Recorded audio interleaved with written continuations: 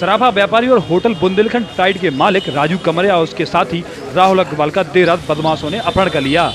घटना उस वक्त अंजाम दी गई जब राजू कमरिया मिशन कंपाउंड रोड से अपने घर लौट रहे थे। तभी अचानक 4 पहिया वाहन में सवार होकर आए वर्दीधारी बदमाशों ने पहले राजू कमरिया की जमकर मारपीट की और बाद में राजू कमरिया और उसके साथी को जबरन गाड़ी में डालकर फरार हो गए। पूरे शहर में जानकारी मिलने पर कई थानों की पुलिस मौके पर पहुंच गई और राजू कमरिया की तलाश शुरू कर दी है। वहीं मौके पर पहुंचे गरोठा से पूर्व विधायक दीपनाथ सिंह यादव ने इस घटना की निंदा की है। हालांकि अब तक किसी तरह की फिरौती की बात सामने नहीं आई है। वो रात से लापता है, पुलिस खोजबीन कर रही है। हम सब लोग परेशान, चिंतित हैं। कहीं ना कहीं हम सबके संबंधी हैं, अच्छे व्यवसायी हैं। अब हम लोग पता लगा रहे हैं क्या सच्चाई है, क्या है पीछे से। लेकिन घटना बड़ी दुखद है और पहली बार झांसी में ऐसा हुआ। तो कैसे सूचना मिली आपको? हमको अभी उनके भाई से सुबह बात हुई, उन्होंने बताया हमको फ़ोन पे कि ऐसी बात हो गई है, रात से लापता है। इसके आधार पर हम लोग चले आए। देखिए, हमने कहा ये अभी खुले सामने, अभी जस्ट 2 मिनट पहले आपके सामने आए हैं। जरा पुलिस से भी पूछ रहे हैं, लोगों से भी जानकारी कर रहे हैं, कुछ स्पष्ट हो तब आगे बोलें आपसे, फिर हम कुछ। देखिए, बड़ी लापरवाही तो है ही। एक शहर के इतने बड़े आदमी को जिस ढंग से कोई ले गया, कौन ले गया पहले कंफर्म तो हो पहले एक बात। लेकिन अभी तो शंका यही है कि अपहरण है। इस घटना को लेकर झांसी के व्यापारियों में रोष है। व्यापारी नेता राजीव राय ने इस घटना की कड़ी निंदा की है और पुलिस पर भरोसा जताने की बात कही है।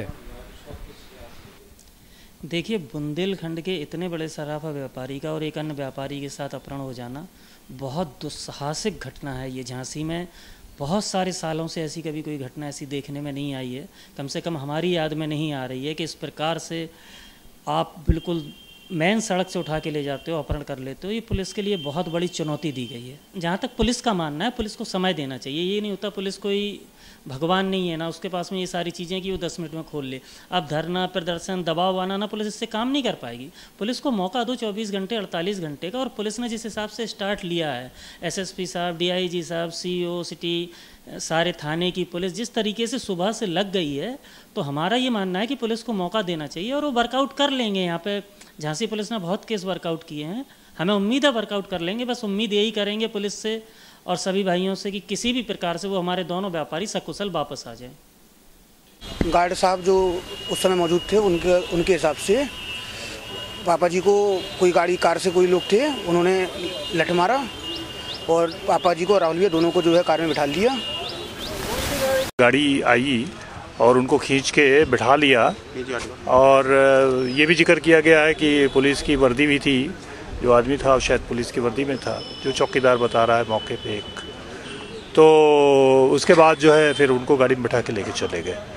तो ये जानकारी उनके घर वालों को शायद मुझे लगता है सुबह हुई है, क्योंकि उन्होंने रात में किसी तरह की कोई पुलिस को सूचना नहीं दिया है। और सुबह जब वो घर नहीं पहुँचे हैं तो उसके बाद पुलिस के पास सूचना आई है। तो जैसे ही सूचना में भी हम लोग फौरी तौर पे सारे अधिकारी और स्टाफ पुलिस का मौके पे आ गया है और छानबीन की जा रही है।